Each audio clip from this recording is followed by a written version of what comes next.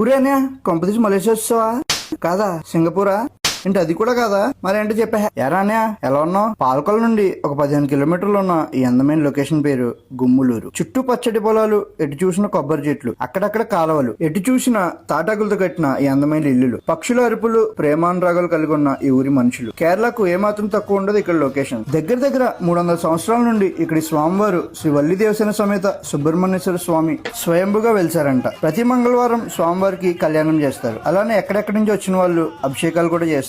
అలానే ప్రతి మంగళవారం ఇక్కడ అన్నదానం కూడా జరుపుతారంట. ఈ ఊర్లో ఉండే ప్రజలకి ఉచితంగా ఫిల్టర్ వాటర్ కూడా ఇస్తారంట. అయితే ఈ గుడిని 2014లో పునఃప్రతిష్ఠించారంట. పెన్మెట్స్ సీతారామరాజు గారు ఈ గుడి డెవలప్మెంట్ కి ప్రధాన పాత్ర వహించారంట. స్వార్థం కోసం ఆలోచించి ఈ రోజుల్లో కూడా ఇలాంటి వ్యక్తులు మన మధ్యన ఉండడం మనకు చాలా గర్వంగా అనిపిస్తుంది. 42 అడుగులున్న స్వామివారి విగ్రహం ఈ టెంపుల్ ఒక స్పెషల్ అట్రాక్షన్ అని చెప్పుకోవచ్చు. ఈ గుడి చుట్టూ పచ్చని పొలాలు, గుడి వెనకాలే గోశాల. చాలా ప్రశాంతంగా అనిపించింది నాకైతే. మరి మీకు ఈ గుడి కోసం తెలుసో లేదో కామెంట్ లో చెప్పండి. ఒకసారి వెళ్తేనే మళ్ళీ మళ్ళీ వెళ్ళాలనిపించింది నాకైతే. మరి వీడియో చూసాక మీకు ఎలా అనిపించిందో కామెంట్ లో చెప్పరా. ఉంటా మరి.